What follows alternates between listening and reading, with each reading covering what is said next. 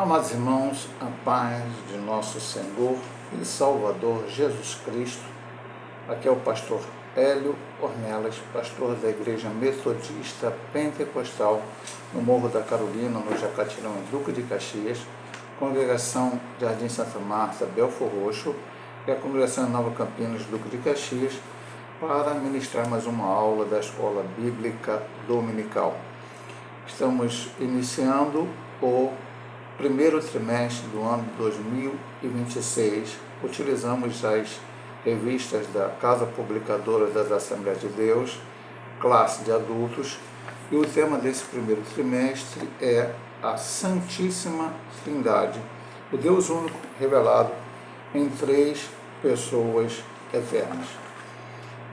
Essas lições elas são comentadas pelo pastor Douglas Baptista. Ele é líder da Assembleia de Deus Missão no Distrito Federal, presidente do Conselho de Educação e Cultura da CGADB e vice-presidente da Rede Assembleiana de Ensino, RAI. É teólogo, mestre em Ciência da Religião, doutor em Teologia e pós-doutor em Educação, e já escreveu diversos livros publicados pela Casa Publicadora das Assembleias de Deus. A lição de número 1, o mistério da Santíssima Trindade. Texto áureo: este é o meu Filho amado, em quem me comprazo. Mateus 3,17. E a verdade prática, a doutrina da Trindade é central à fé cristã. Um só Deus, em três pessoas, que coexistem e atuam harmoniosamente na obra da redenção. Leitura bíblica em classe se encontra no livro do Evangelho segundo São Mateus, capítulo 3, versículo 13 a 17. Então veio Jesus da Galiléia ter com João, junto do Jordão, para ser batizado por ele. Mas João opunha-se-lhe, dizendo: eu careço de ser batizado por ti, vens tu a mim? Jesus, porém, respondendo, disse-lhe: deixa por agora, porque assim nos convém cumprir toda a justiça. Então ele o permitiu. E sendo Jesus batizado, saiu logo da água, e eis que se lhe abriram os céus, e viu o Espírito de Deus descendo como pomba e vindo sobre ele. E eis que uma voz do céu dizia: este é meu Filho amado, em quem me comprazo.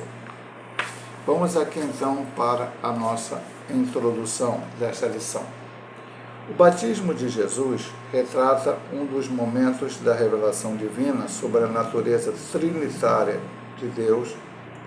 Nele, de maneira simultânea, as três pessoas da Trindade se manifestam.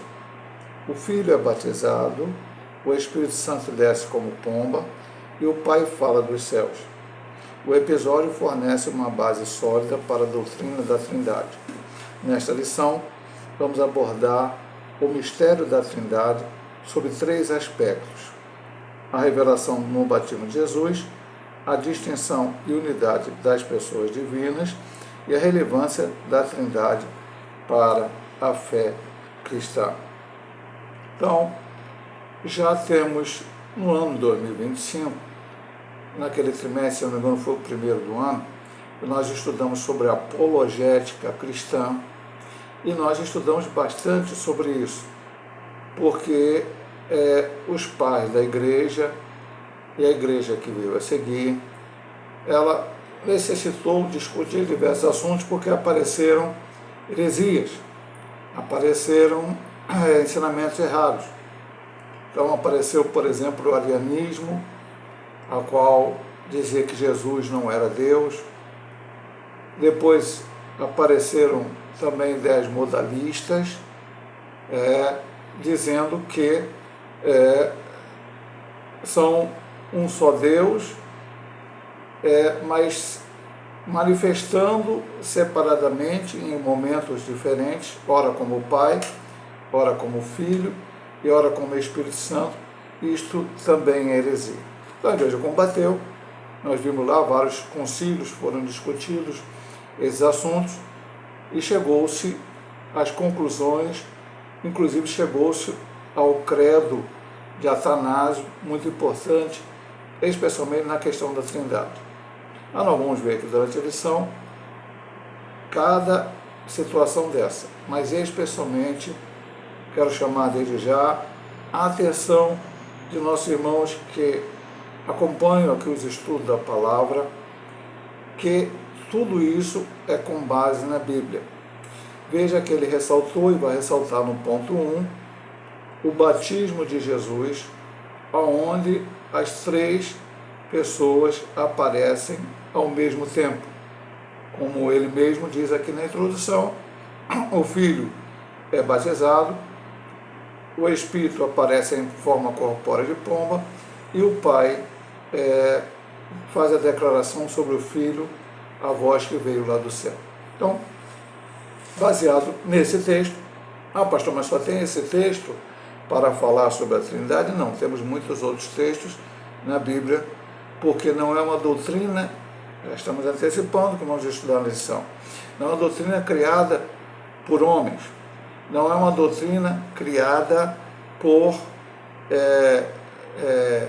pessoas, concílios, mas é uma doutrina a qual ela está nas páginas da Bíblia, ela apenas foi sistematizada em concílios, como chegou até nós nos dias de hoje. Vamos aqui para a primeira divisão da lição e do ano de 2026, a revelação trinitária no batismo de Jesus. O batismo do Filho, a obediência de Cristo. Jesus, o Deus encarnado, João 1,14. Texto bastante conhecido, mas vou ler na Bíblia. Voltamos a repetir, é um estudo bíblico e gostaria que os irmãos pudessem ler todos os textos e ter uma compreensão melhor. E o Verbo se fez carne e habitou entre nós, e vimos a sua glória como a glória do unigênito do Pai, cheio de graça e de verdade. Deus encarnado desceu às águas do Jordão para ser batizado por João Batista, como está aqui no texto da lição, Mateus 3,13. Este ato, à primeira vista, pode parecer desnecessário, já que Jesus não era um pecador, como está claramente em 2 Coríntios 2,21 e Hebreus 4,15. Contudo, ele disse, deixa por agora, porque assim nos convém cumprir toda a justiça. Jesus não precisava ser batizado como uma forma de expressar arrependimento. Mateus 3,6.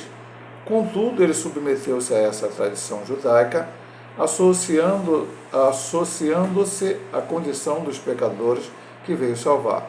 E aqui ele cita o versículo 17. Este é o meu filho amado, que me compraz, a palavra de Deus do céu, e porque ele se comprazia, porque Jesus veio fazer a vontade do Pai, salvar a humanidade. Assim, o batismo de Jesus é um gesto de identificação com a humanidade pecadora e uma atitude de obediência ao plano redentor do Pai. Esse é o início visível da missão messiânica que culminaria na cruz. Vamos ler outro texto também bastante falado durante todo esse ano passado, 2,8 de Filipenses. E achado na forma de homem, humilhou-se a si mesmo, sendo obediente até a morte e morte de cruz. Na oportunidade agora do Natal, eu preguei tanto na sede como nas congregações. E o texto que eu utilizei para pregar foi Mateus capítulo 1, do 18 ao 25, eu não lembro se é o 23, quando Mateus faz a referência à profecia de Isaías, capítulo 7, versículo 14, e a virgem conceberá, e terá um filho, e o seu nome será Emanuel. E a ênfase que eu dei na pregação foi a questão exatamente do nascimento virginal de Cristo e por que ele teria que ser assim. Primeiro, para que ele cumprisse a sua missão que ele veio fazer na terra, era necessário que ele fosse homem. Deus não morre, então ele não poderia morrer na cruz. Então, ele tinha que nascer de uma mulher, de uma virgem, como estava profetizado por Isaías. Somente que não poderia ser um relacionamento sexual entre essa virgem e qualquer homem que houvesse na face da terra. Por isso está claro, lá em Mateus, quando o anjo no sonho aparece a José e fala que a gravidez de Maria, porque José pensava em deixá-la, não querendo infamar, mas aí o anjo aparece e fala para ele, o que está no ventre dela foi gerado pelo Espírito Santo, a mesma coisa que o anjo Gabriel disse a ela no relato de Lucas, capítulo 1. Então, ele foi gerado pelo Espírito Santo no ventre de Maria. Então, nasceu como homem, e um homem que não pecou. Porque se ele nascesse num relacionamento sexual entre Maria e qualquer homem, ele herdaria o pecado de Adão e não poderia morrer na cruz. Mas ele também precisava ser Deus. E lá no mesmo texto de Lucas, quando o anjo está falando para Maria, diz: ele será chamado Filho de Deus. Jesus, nós somos filhos de Deus por adoção, como está em Romanos 8.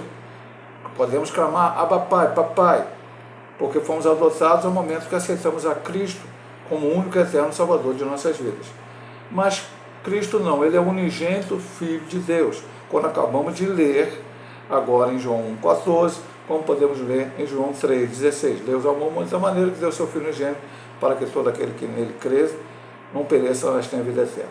Então Jesus veio desta forma, nem como homem e nem como Deus, porque ele era 100% homem e 100% Deus. Outra doutrina que estudamos fartamente naquela questão da apologética, que estudamos lá atrás, ele não precisava passar por esse ritual, que, como diz o autor, era uma tradição dos judeus, mas aqui João não estava batizando pessoas para entrar no judaísmo. João estava batizando pessoas, já dizendo a elas que viria, para essas pessoas, que após ele viria um maior. Como ele encontrou Jesus e diz: esse é o Cordeiro de Deus que tira o pecado do mundo. Quando Jesus apareceu outra vez, ele disse: é necessário que ele cresça e que eu diminua. Então, veja bem, meu amado irmão,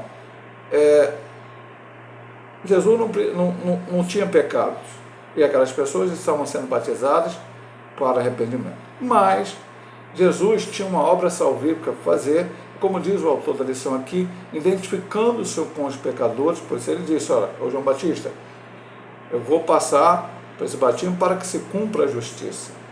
Ele passou por aquele batismo para se identificar com os pecadores.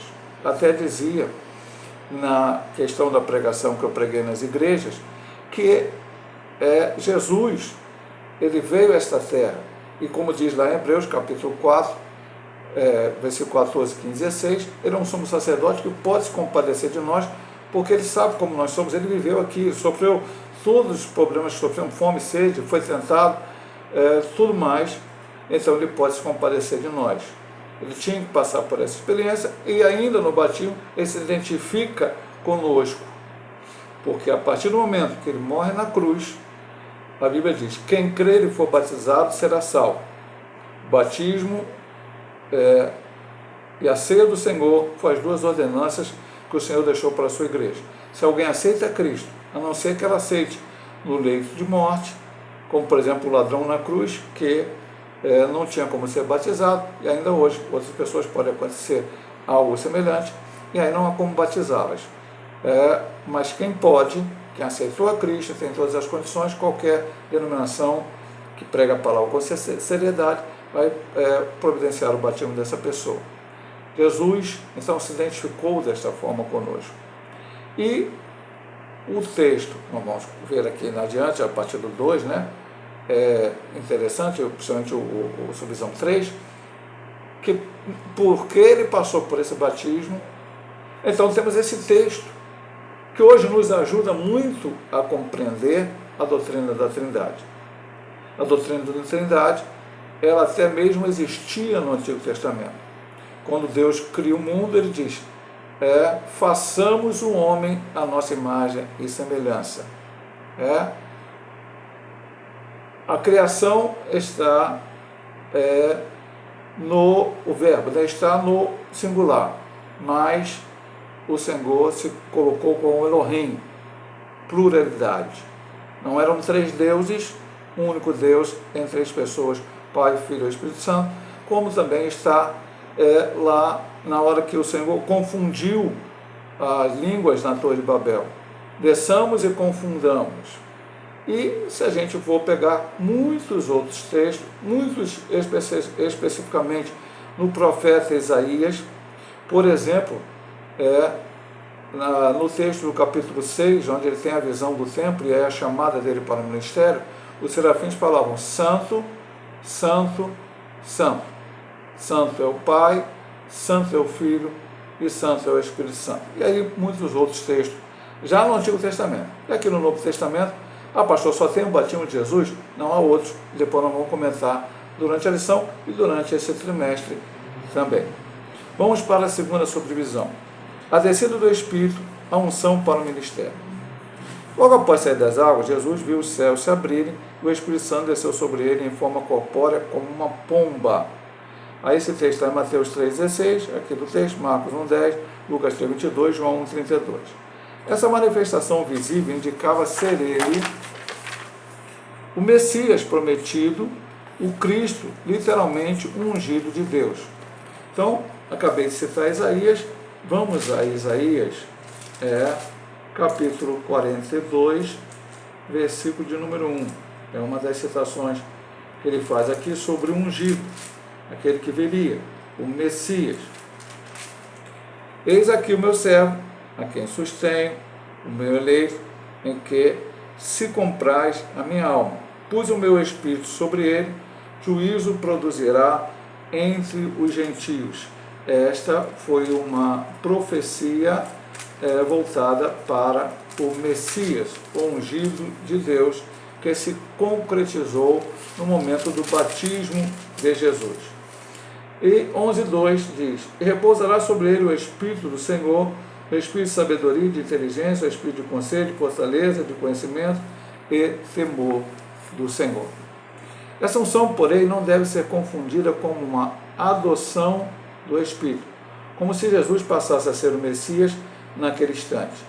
Antes mesmo do batismo, ele já era o Filho de Deus. Eu vou ler esse texto porque eu citei ele, que eu utilizei na pregação que eu fiz no Natal, na sede, nas congregações. Então, Lucas 1:32, não foi nem esse texto que eu citei, eu acho que citei até o outro, mas vamos lá. Mas esse também fala: e será grande, e será chamado Filho do Altíssimo, o Senhor Deus lhe dará o trono de Davi, seu pai.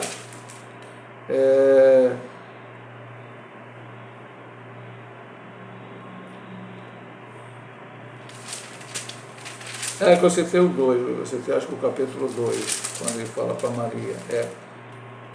Mas vamos lá. Continuando aqui.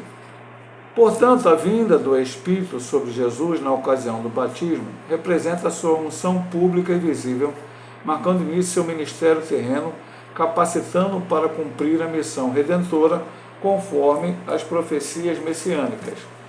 Eu não vou ler Isaías, porque eu vou ler Jesus em Lucas 4, falando da concretização da profecia de Isaías 61.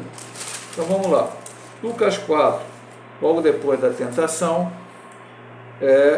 Jesus vai pregar lá em Nazaré, e na sinagoga ele diz o seguinte: o Espírito do Senhor é sobre mim, pois que me ungiu para evangelizar os pobres, enviou-me a curar os quebrantados do coração, a pregoar a liberdade aos cativos e dar vista aos cegos, a pôr em liberdade os oprimidos, a anunciar o ano aceitável do Senhor. E cerrando o livro, tornando a dá-lo ao ministro, assentou-se, os olhos de todos na sinagoga estavam fitos nele.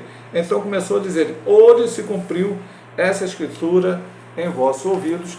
Ele então, tomando a profecia de Isaías, em 61, mais uma vez falando sobre o Messias, sobre o ungido, que estava a ser cumprido na vida dele.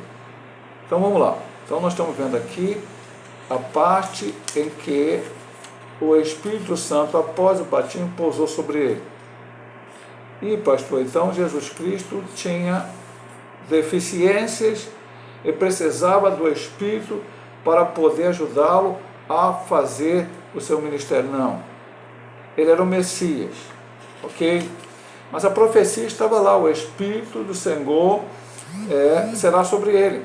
E isto aconteceu, e aí ele coloca bem aqui, ele não se transformou no Messias, ele não virou o Messias no momento do batismo.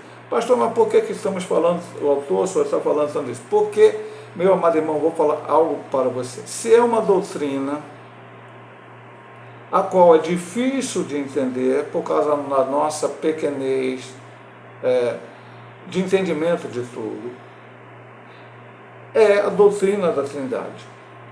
E especialmente, já no passado, veja bem, já falei lá de Ário, já falei dos modalistas e tantos outros que perturbaram a igreja lá no início. A igreja fez os seus concílios, chegou às suas decisões, mas modernamente muitos grupos têm adotado essas ideias.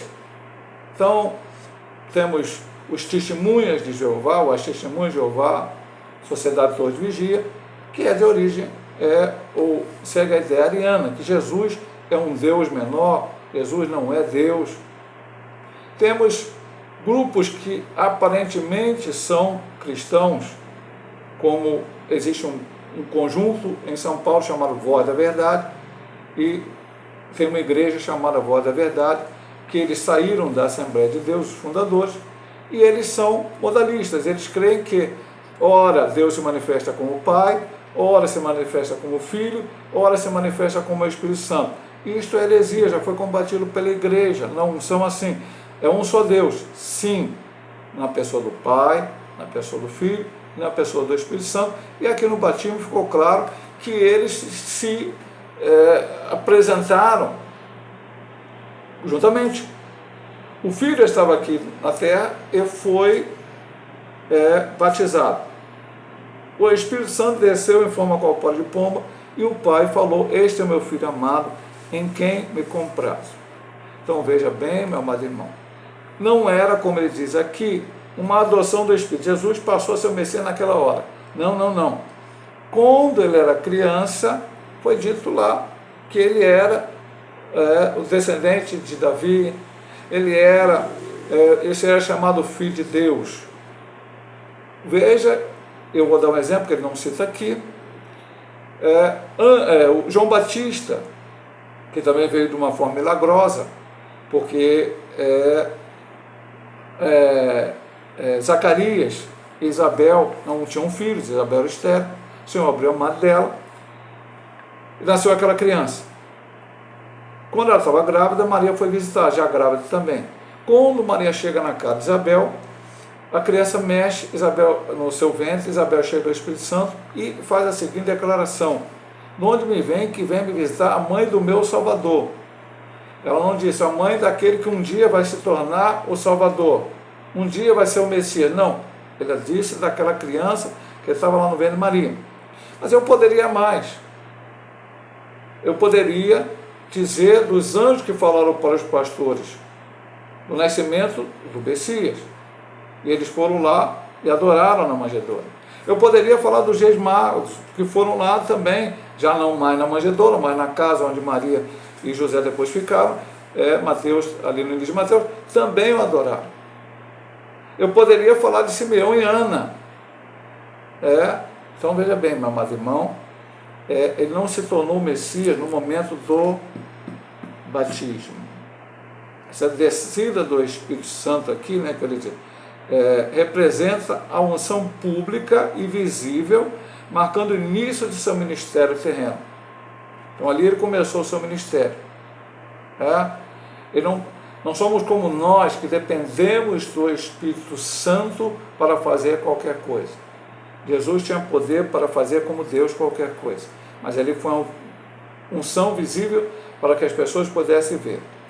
E ele então iniciou seu ministério, a qual ele diz lá, citando Isaías 61 e Lucas 4, como já lemos aqui, até em parte comentamos: o Espírito do Senhor está sobre mim, me ungiu, e aí disse tudo aquilo a qual ele fez no seu ministério aqui na terra para a glória de Deus. Vamos então para a terceira subdivisão. A voz do Pai, a aprovação celestial. Por fim, uma voz audível do céu proclama: Este é meu Filho amado, em quem me comprazo. Mateus 3,17, texto bíblico em classe, está também Lucas 3,22 e Marcos 1,11. Trata-se de uma declaração solene e pública do Pai, que não apenas confirma a identidade messiânica, mas também a divindade de Jesus.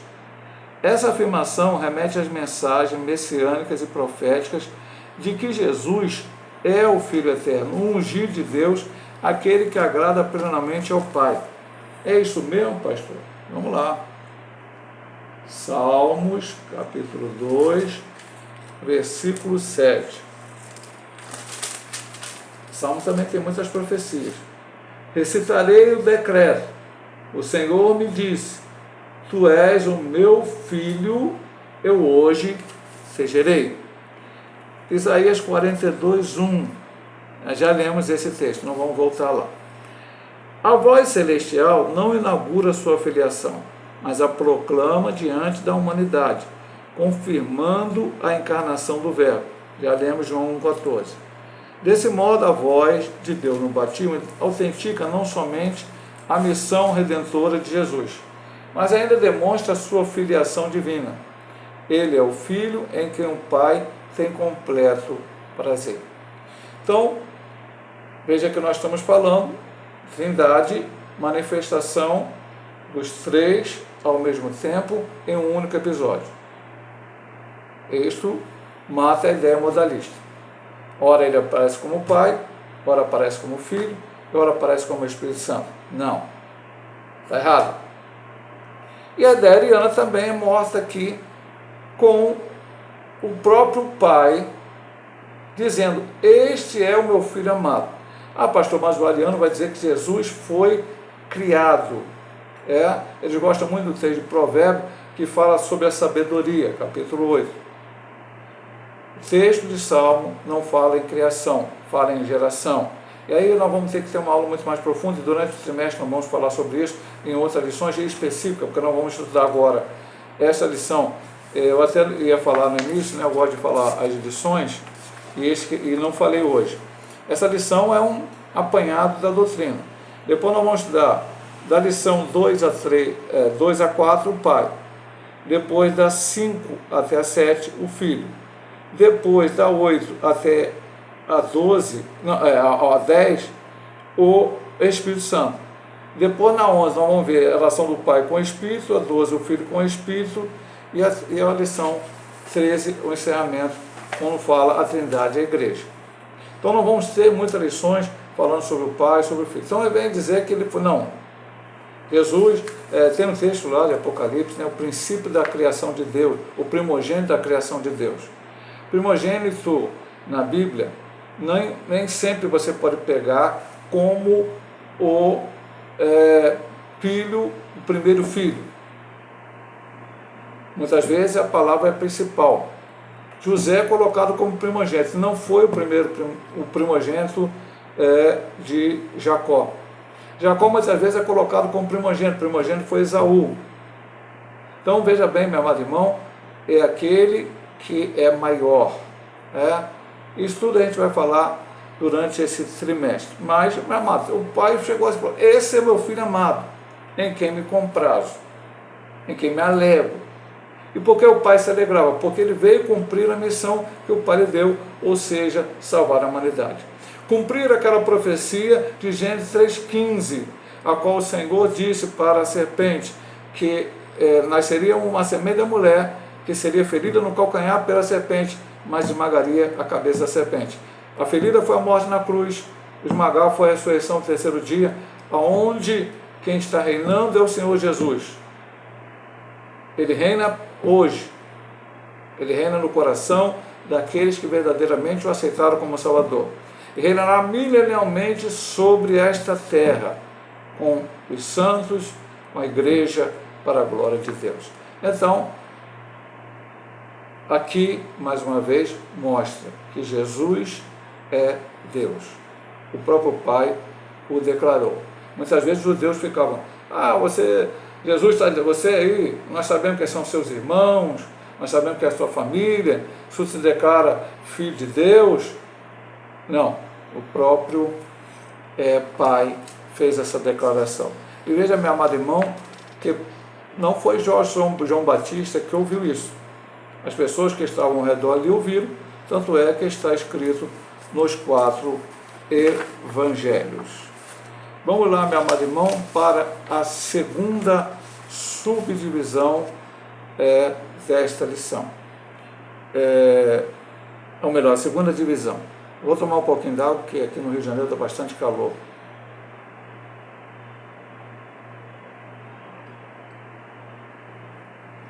Então vamos lá.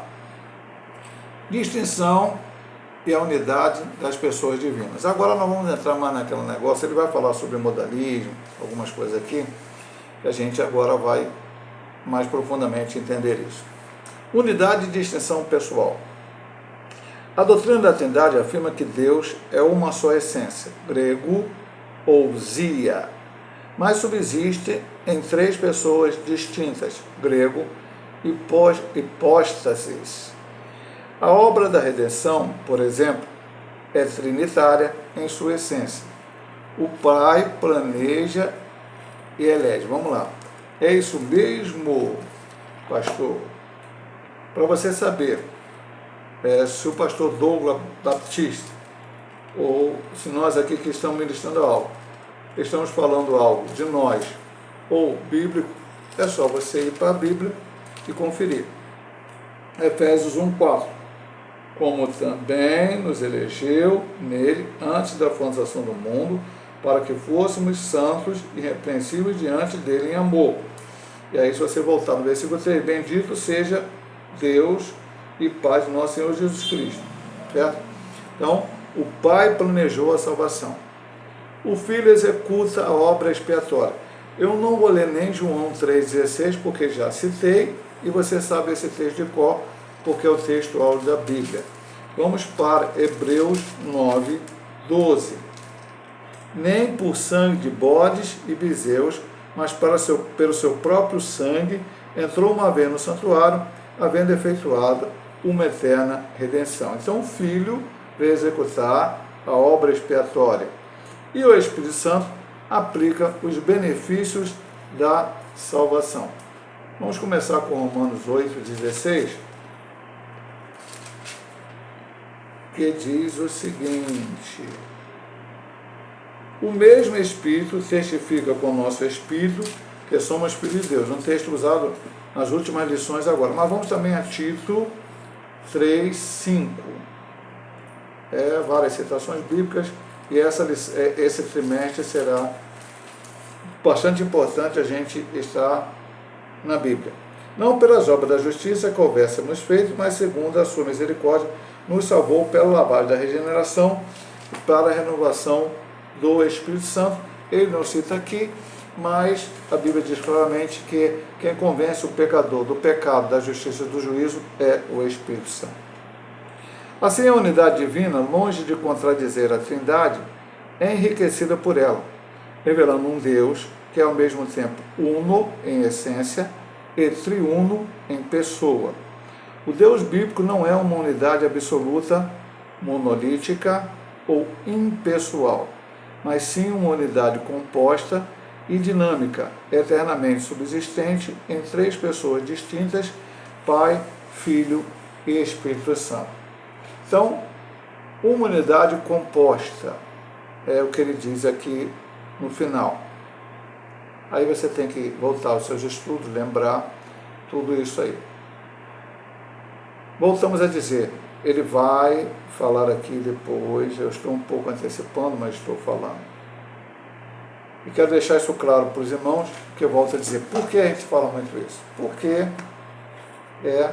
além desses grupos aí, que já citamos, modalista, ariano moderno, infelizmente até mesmo às vezes dentro da chamada igreja, tem surgido hoje pessoas aí na internet para falar. Hoje, meu amado irmão, eu já vi pregador dizendo que não é para ceiar. Tem pregador dizendo que não é para jejuar. Pasmem, eu acho que temos aqui, pela maneira que eles falam, parece que não tem nem que pregar o Evangelho. Tem uns que falam que não tem que dizimar, que não tem que ofertar. Pastor, onde o senhor acha que essas coisas acontecem? Eu acho que acontece o seguinte, meu amado irmão. Eu já estou saindo um pouco da lição rapidamente para falar alguma coisa para voltar para o assunto. Eu acho que acontece pelo seguinte. Se eu chegar aqui na internet e falar Jesus Cristo salva, cura, liberta, batiza com o Espírito Santo e brevemente voltará, esse é o Evangelho. Falar, olha só, cremos na Trindade, cremos que a salvação é pela graça. Isso aqui todo mundo prega. Mas se eu chegar aqui e falar uma ideia estapafúrdia, diferente, muita gente vai seguir essa ideia. Infelizmente, nós estamos vivendo nessa época. Que as pessoas estão atrás de novidade e não da verdade. A verdade está aqui, a palavra de Deus. Temos que pregar a palavra, a verdade. Então, voltando aqui à história, então, a gente está nesse assunto aqui, nesse trimestre, por quê? Porque tem gente aqui que vai falar que não. Vai dar um monte de ideia diferente. Então, ele citou, eu gosto de citar também a criação. O pai planejou, o filho executou e o Espírito deu vida. O pai planejou toda a criação, o filho executou, porque está lá em João capítulo 1, no princípio era o verbo estava com Deus, e o verbo era Deus, todas as coisas foram feitas por ele, sem ele nada do que foi feito se fez. Então, quem executou tudo foi o filho, e o Espírito Santo veio dando vida. E aqui ele fala da salvação. O pai planejou, o filho veio aqui, executou, morrendo na cruz do Calvário, e o Espírito Santo é aquele que convence, dá todos os benefícios da salvação. Então nós vamos ver que para que os três pudessem agir, não dá para ser. Eu vou falar outra coisa, meu irmão, cuidado, a lição nem fala sobre isso, mas eu vou falar. Tem cristão que acha que não é verdade. Pastor, Pai, o Filho e o Espírito Santo são três pessoas distintas, são Deus, mas eu creio assim, pastor, o Pai é maior, depois vem o Filho, depois vem o Espírito Santo. Não, meu marido, não tem essa de o Pai, o Filho e o Espírito Santo, uma hierarquia. Os três são um, são na eternidade, não existe um maior que o outro. Cuidado com qualquer dessas ideias estapafúrdias aí. Então, unidade e distinção pessoal. Vamos dizer que nós cremos em três deuses. Nós não cremos em três deuses. Nós cremos num único Deus, na pessoa do Pai, do Filho e do Espírito Santo, que atuam concordemente, atuam juntamente para que nós, que não merecemos este amor, possamos receber as bênçãos a qual Ele tem preparado para nós. Vamos aqui para a segunda divisão, subdivisão desse ponto, pluralidade na unidade no Antigo Testamento. No Antigo Testamento aponta para uma pluralidade dentro da unidade divina. Eu já comentei sobre isso, mas vai voltar a comentar aqui. O nome hebraico Elohim, plural de Eloá, é utilizado para designar o Deus único de Israel. No princípio criou Deus, Elohim, os céus e a terra, Gênesis 1. No texto, o sujeito Deus está no plural, enquanto o verbo criou, Bará, está no singular, indicando uma pluralidade pessoal em uma única essência divina. Essa estrutura gramatical incomum reaparece em outros textos bíblicos. Então vamos lá. O Elohim só não está lá no princípio, criou Deus. Em Elohim, ou seja, plural, mas não está só aí. Vamos lá os outros textos que ele cita. 1:26, eu já citei para você, mas vamos lá. E disse Deus, façamos o homem à nossa imagem, conforme a nossa semelhança, e domine sobre os peixes, tal. Já citei este aí. Agora vamos para o 3:22. Então disse o Senhor Deus, eis que o homem é como um de nós. Então, mais uma vez, você vê plural. 11:7, já citei, mas vou citar de novo agora lendo na Bíblia. Eia, desçamos e confundamos ali a sua língua para que não entenda a língua do outro. E por final, ele vai a Isaías 6,8, que é o texto também citamos, né? Mas, vamos lá, Isaías 6,8.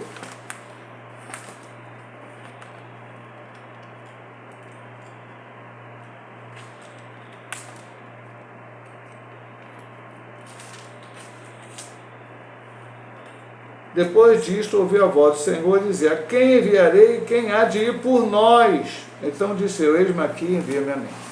Então veja, depois vamos comentar, vamos lendo aqui, né? E comenta no final. Essas passagens evidenciam que o monoteísmo do Antigo Testamento não nega a Trindade, mas admite pluralidade interna na divindade. Assim, sendo a doutrina da Trindade, não contraria a unidade de Deus, como revelado nas Escrituras, mas a completa e a qualifica.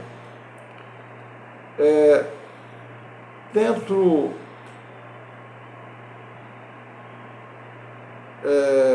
das maiores religiões do mundo, existem mais religiões monoteístas do que essa, tá? Mas vamos citar 3: cristianismo, judaísmo e o maometismo ou muçulmanismo. Tá? Logicamente, é claro, ou seja, estamos na projética, diferente uma da outra, até mesmo no meio cristão existe a questão católico-romanos e outros por aí, que são colocados como cristãos. Os muçulmanos e os judeus acham que nós somos politeístas, porque cremos na Trindade. Mas a verdade é que não cremos em 3 deuses. Se há alguém que é protestante, que é cristão, que é evangélico, que acredita que a Trindade são 3 deuses, essa pessoa está equivocada, está ensinando errado, está pregando errado, não é nada disso.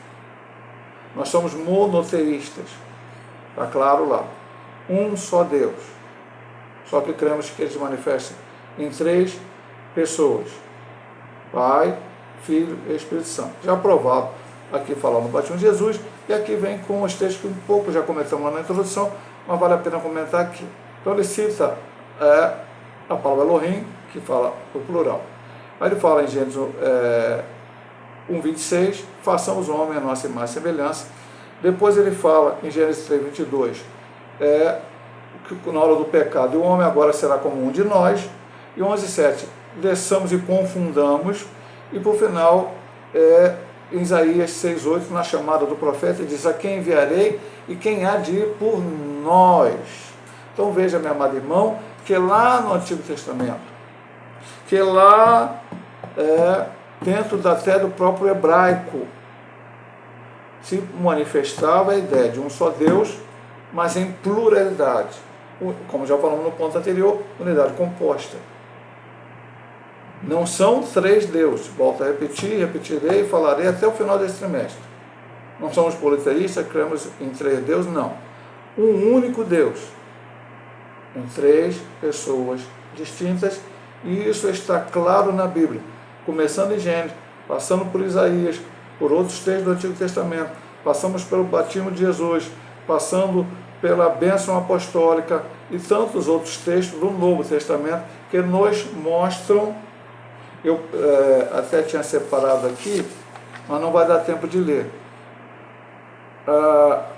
A pregação de Pedro, a primeira pregação foi feita no Novo Testamento, capítulo 2 de Atos.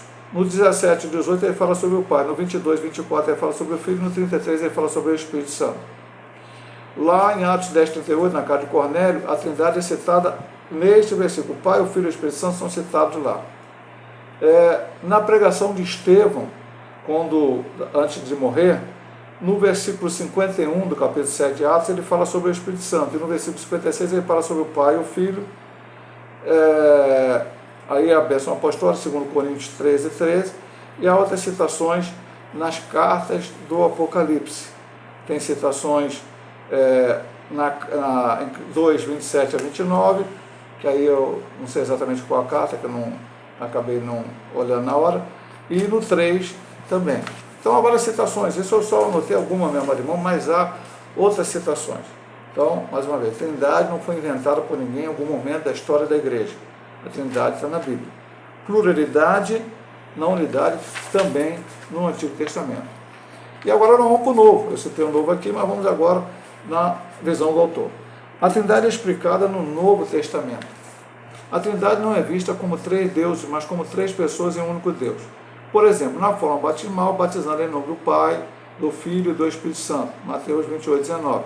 O substantivo singular, nome grego, onoma, indica uma só essência, seguida por 3 pessoas distintas. O mesmo ocorre na bênção apostólica, a graça do Senhor Jesus Cristo, o amor de Deus e a comunhão do Espírito Santo seja com vós todos, 2 Coríntios 13, 13. Esse texto associa as 3 pessoas de modo equitativo. Ainda as Escrituras afirmam que fomos eleitos segundo a presença de Deus Pai, em santificação do Espírito, para a obediência e a expressão do sangue de Jesus Cristo. 1 Pedro 1, 2. Aqui a participação das 3 pessoas divinas na obra da salvação é nitidamente evidenciada. E Paulo acrescenta, há um só corpo e um só Espírito, um só Senhor, um só Deus e Pai de todos. Efésios 4, 4, 6. Essa tríade, Espírito, Senhor e Deus Pai, reflete, obviamente, a estrutura trinitária da divindade. Então, ele cita vários textos aqui. Nós estamos estudando basicamente o texto da lição, o batismo de Jesus, mas já foi bastante comentado. Então, vamos agora para o primeiro comentário que ele faz. A fórmula batismal.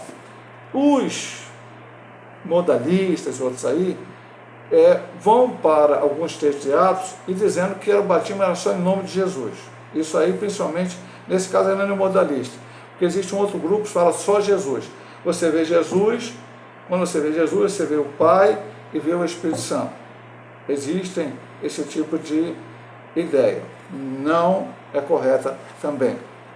Então, só batizam em nome de Jesus.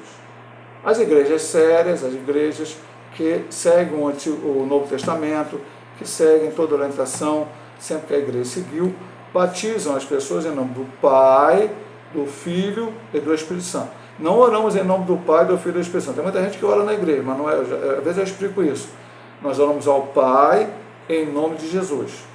Ok? Mas não, a pessoa acaba de orar e fala em nome do Pai, do Filho e do Espírito Santo. Fica bonito, mas não é assim que foi ensinado pelo Senhor.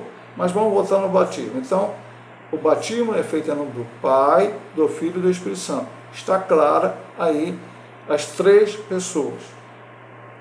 Ok? Segundo ponto, a bênção apostólica. Ele cita aqui a graça do Senhor Jesus, o amor de Deus e a comunhão do Espírito Santo. 3 pessoas de modo equitativo. Interessante aqui que até Jesus vem na frente. E pastor, vamos criar uma doutrina nova agora, então Jesus é mais importante. Não, amado irmão, para com isso. Paulo apenas escreveu assim. Não tem que nenhum... o pessoal fica querendo achar chifre em cabeça de cavalo. Não vai achar, porque não existe isso. Então vão acabar procurando coisas que não existem e cuidado. Então, ali na bênção, o nome de Jesus vem na frente, não quer dizer nada, não tem um significado especial, algo que vai ser revelado. Não. No batismo está lá, Pai, Filho e Espírito Santo, depois a graça de Jesus, o amor de Deus e a comunhão do Espírito Santo. Depois ele fala, no texto de 1 Pedro 1,2, eleito segundo a presciência de Deus Pai, em santificação do Espírito, para a obediência à expressão do sangue de Jesus Cristo. Então, fala toda a salvação. Eleito, porque a igreja é predestinada, não acreditamos numa eleição fatalista, mas não vamos ficar aqui tocando nesse assunto agora. A igreja é predestinada, Deus predestinou aqueles que forem salvos para ir para o céu. Depois ele fala da ação do Espírito Santo nesta, a santificação que ele faz na nossa vida, e a redenção feita por Cristo. Primeiro, Pedro, um dos principais apóstolos, um dos primeiros ali, fala sobre a Trindade em 1 Pedro 1,2. E depois ele fala sobre a afirmação de Paulo, fala que existe só um Deus, mas ele fala aqui, há um só corpo, um só Espírito, um só Senhor, um só Deus e Pai de todos. Então ele fala aqui do Pai, do Filho e do Espírito Santo. Ele fala do monoteísmo, mas fala também das 3 pessoas da Trindade. Creio que está bem claro esse ponto. Esse segundo ponto que nós estudamos é a distinção e a unidade das pessoas divinas. Tá? Elas são distintas mas unas, porque existe um só Deus. Vamos então aqui para a última subdivisão da lição, a relevância da Trindade para a fé cristã. Subdivisão 1, desenvolvimento doutrinário da Trindade. A doutrina da Trindade não é uma elaboração tardia da fé cristã, ela emerge das Escrituras como uma revelação progressiva do Deus vivo. Eu vou ler Deuteronômio 6,4, o que é importante aqui, meu amado irmão, nós cremos nisso. Ouve Israel, o Senhor nosso Deus é o único Senhor. É verdade. Só temos um Deus. E aí ele vai citando Marcos 12, 29, então, as 7,14 da Virgem. Vamos aqui, vamos Marcos 12, 29. Marcos 12,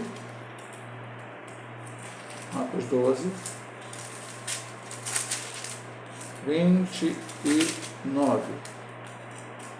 E Jesus respondeu-lhe, o primeiro de todos os mandamentos ouve Israel, o Senhor nosso Deus é o único Senhor. Bom, é uma citação lá, mas aí temos que ir mais profundo aqui, mais um texto. Vamos para João 16, 13. Depois a gente segue comentando aqui. Mas quando vier a querer Espírito da verdade, ele vos guiará em todas a verdade, porque não falará de si mesmo, mas dirá tudo que tiver ouvido e vos anunciará o que há de vir. Vamos aqui. O concílio de Nicéia, 325 depois de Cristo, proclamou que o Filho é da mesma substância grego homousios do Pai, condenando a ideia que ele fosse uma criatura exaltada. O concílio de Constantinopla, 381 depois de Cristo, completou a formulação trinitária ao afirmar a divindade do Espírito Santo. Desde os primeiros séculos, estudiosos da fé cristã têm ensinado a perfeita unidade em Deus, sem confundir a identidade de cada pessoa divina. Assim aprendemos que o Pai eterno e não gerado é a fonte o Filho é gerado do Pai e o Espírito Santo procede do Pai e do Filho. Desse modo, o apóstolo Paulo ensina a natureza trinitária da espiritualidade cristã. O cristão ora ao Pai por meio do Filho, no poder do Espírito Santo. Já até falamos dessa questão da oração, como está em Efésios 2, 13 a 18. Então vamos para os concílios. Pastor, por que lá foram discutir em Nicéia? Porque Ário, que era alguém importante dentro da igreja, bispo, se não me engano, ele começou a pregar. A igreja tinha crescido, não era uma igreja que estava ali só perto daquela região, a igreja tinha crescido muito. Então, Ário começou a pregar que Jesus era uma criatura, não era Deus. A igreja não cria isso, Paulo não pregou isso, Pedro não pregou isso, João não pregou isso. Não, está na Bíblia aqui, é só ler. Você vai ver que está lá. Ninguém falou trindade, ninguém criou esse conceito, porque naquele momento não era necessário que assim fosse feito. Mas pregavam, mostravam, como já demonstramos aqui em vários textos bíblicos, nos evangelhos e também em outros livros no Antigo Testamento e até no Antigo. A igreja reuniu, discutiu o assunto, declarou Ário uma pessoa herege e colocou o Pai e o Filho como Deus. Pastor, mas por que não colocou o Espírito Santo? Porque naquele momento o importante era combater a heresia de Ário. Então, o tema discutido naquele concílio foi este. Depois, mais adiante, por causa de outras heresias, então em 381, não foi nem tão distante assim, chegou-se então a questão trinitária colocada desta forma. Até mesmo dessa época tem o credo de Atanásio, que fala bem claramente sobre isso, o Pai, o Filho e o Espírito Santo. Então, colocando os três como Deus, bem colocado. É uma unidade composta. Não podemos confundir um com o outro, não podemos confundir a essência. Muito cuidado com isto, para não cairmos em heresia. E aí, meu amado irmão, veja bem, o que ele diz aqui, vou só ler de novo para você. Desde o primeiro século, estudiosos da fé cristã têm ensinado a verdadeira unidade de Deus sem confundir a identidade de cada pessoa divina. Aprendemos o Pai eterno, não gerado, e aí vai toda essa colocação que ele colocou aqui, importantíssima para nós. Vamos para terminar, última subdivisão desta lição. Primeiro, eu já digo de irmão, se, pastor, fiquei em algumas dúvidas, nós temos um trimestre inteiro para estudar, essa é apenas a introdução. Muitos assuntos que foram tocados aqui vão voltar a ser tocados nas lições e vão ser mais abrangentes, e aí nós vamos estudar mais profundamente cada lição. O importante é que o irmão estude todas as lições. O vídeo aqui que eu estou fazendo é só, e eu sempre falo para os irmãos, especialmente para aquelas pessoas que não podem ir à escola dominical, você indo presencialmente, com a presença do professor, será muito importante para tirar qualquer dúvida. Implicações doutrinárias. A negação da Trindade resultou em heresias. O triteísmo, crença em três deuses separados, viola a unidade de Deus, pois a Bíblia revela a existência de um só Deus. 1 Coríntios 8,6. O unitarismo afirma que somente o Pai é Deus, negando a divindade de Cristo e do Espírito Santo, contrariando as Escrituras que ensinam a divindade de ambos. João 1,1, no princípio era o Verbo estava com Deus e o Verbo era Deus.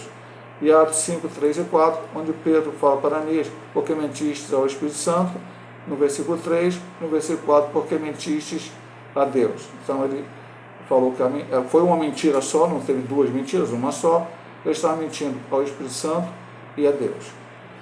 O unicismo, ou modalismo, ensina que Deus se manifesta em três formas sucessivas. Porém, no batismo de Jesus está claro que as três pessoas são distintas e se manifestaram simultaneamente.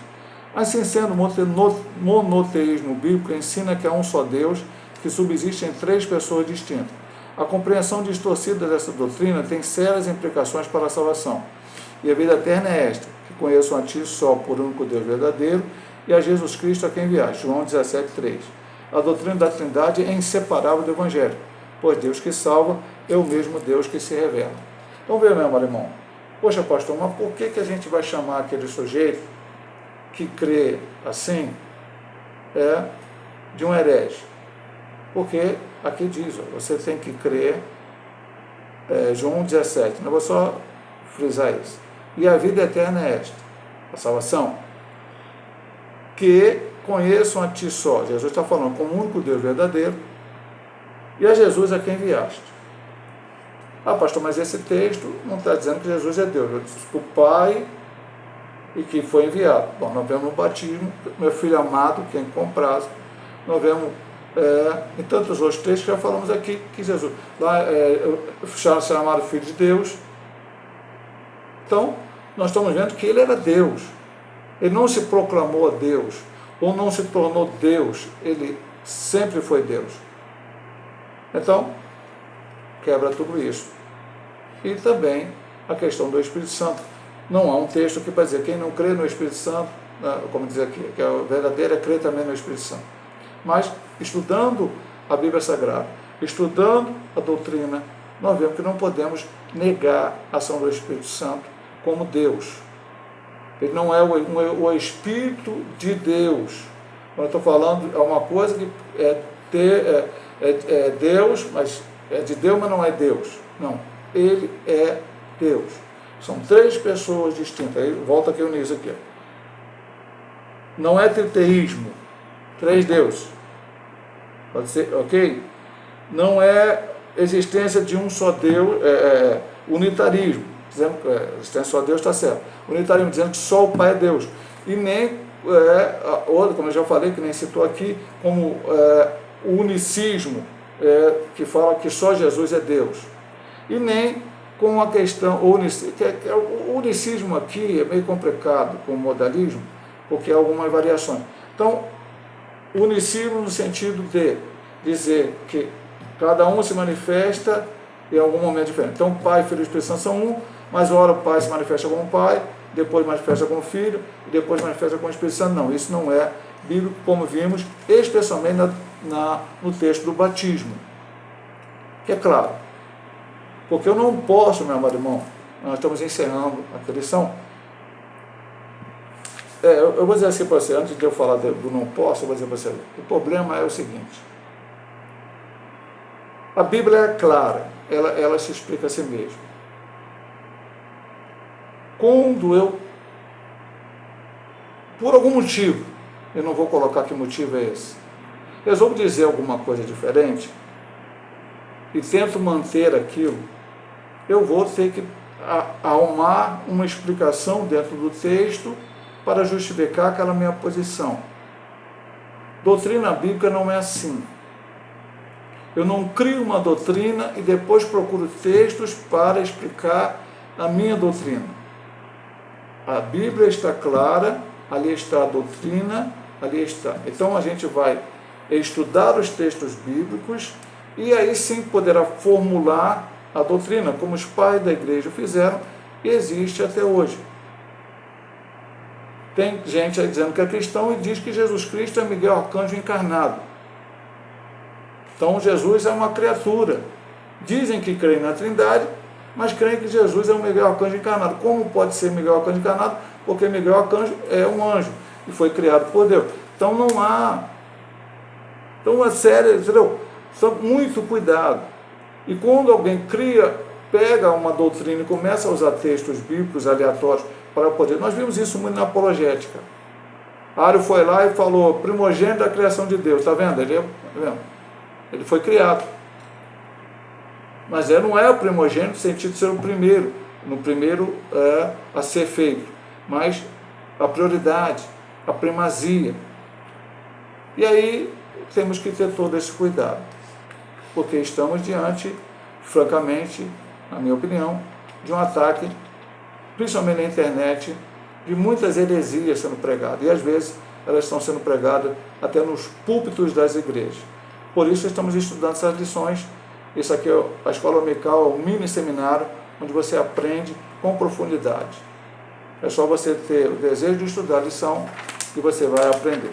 Vamos aqui para a conclusão, terminando essa nossa primeira lição, esse nosso primeiro vídeo do ano de 2026. Estamos ainda em 2025, estou gravando logicamente. Eu sempre gravo aí segunda-feira. O ano vai começar na quinta, mas já estamos gravando para o ano de 2026. Compreender a Trindade é fundamental para manter a fidelidade doutrinária. Ela não apenas protege a integridade da revelação de Deus, mas também sustenta toda a estrutura da salvação. Crer na Trindade é crer no Deus que salva e que se manifesta plenamente como Pai, Filho e Espírito Santo.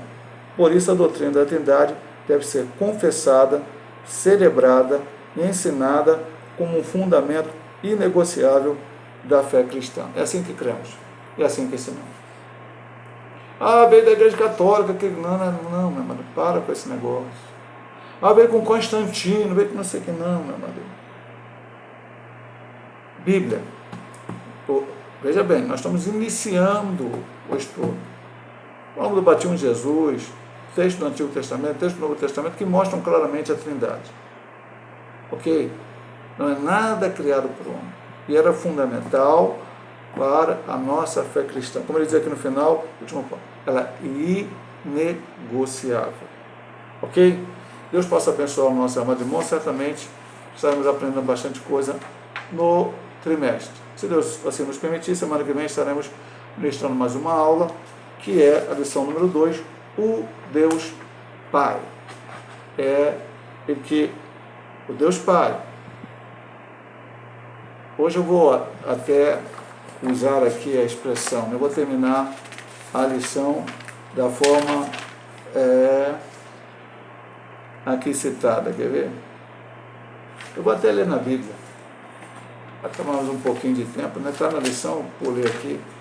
Hoje eu vou terminar esse vídeo para você, porque eu creio na Trindade, creio que ela é bíblica, com o texto da própria Bíblia. A graça do Senhor Jesus Cristo, o amor de Deus e a comunhão do Espírito Santo seja com vós todos. Amém. Que Deus abençoe a todos em nome de Jesus.